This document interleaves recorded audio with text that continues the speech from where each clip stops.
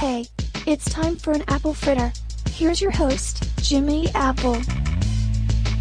Welcome to another episode of An Apple a Day's The Fritter. I'm your host, Jimmy Apple. Today we're talking about coffee. Is it good for you or not? Just a couple of calories a cup, good old black coffee packs quite a punch. It wakes you up, it boosts your metabolism, and decreases the risk of some diseases.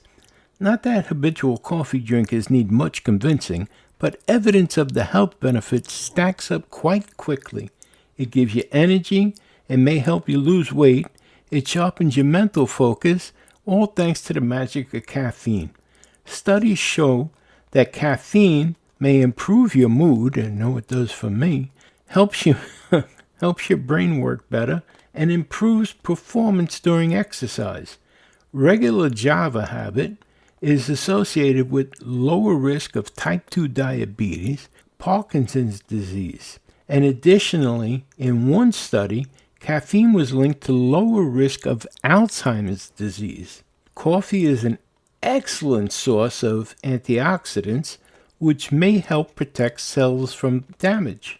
Higher consumption of coffee, caffeinated in decaf, was associated with the lower risk of total mortality, including deaths attributed to heart disease, nervous system diseases, and suicide. More specifically, habitual coffee drinking has been linked to a lower risk of coronary heart disease in women. For health-conscious coffee lovers, then, the most important question isn't, is it good for you, but rather, how do you take it?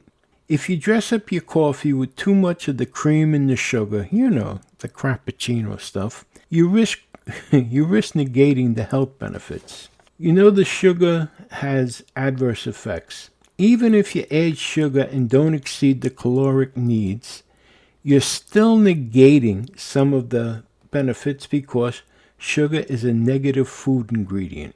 That warning goes double for even fancy coffee drinkers. The federal dietary guidelines say 3 to 5 cups of coffee per day can be part of a healthy diet, but that only refers to plain black coffee. They're not talking about these large frappuccinos that have at least 800 calories a beverage. My God. Very quickly, calories can add up, and weight gain will create negative effects on the cardiac risk.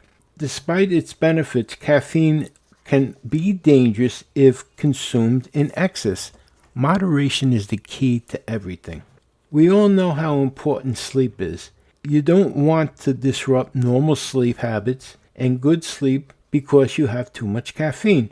So if you want to include coffee in your diet, be sure to think about timing. Anyone who has had a cup too many knows that heart-fluttering feeling that comes next. For some people, these jitters may be a warning sign. Some people are slow to metabolize caffeine. It's a genetic predisposition. Some people can experience jitters, palpitations, insomnia, sort of like those that you get from those energy drinks that give you that big boost. Caffeine is also addictive, and cutting back too quickly can cause withdrawal symptoms, especially those terribly harsh headaches. Those migraines are pretty bad. If you ever had them, believe me, you don't want them. If you're drinking a lot and go cold turkey, the effects will be greater than if you just tape it off. So don't just stop drinking coffee. Slow it down. It's worth noting that kids should not drink coffee. The American Academy of Pediatrics recommend that, in general, kids should avoid caffeine-containing beverages. That includes soda. Brewing methods can affect cardiovascular risk.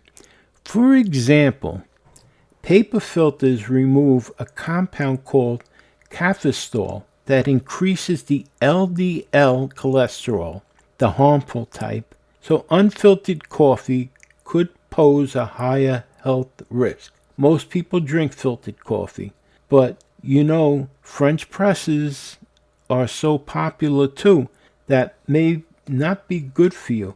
especially if you drink a lot of coffee.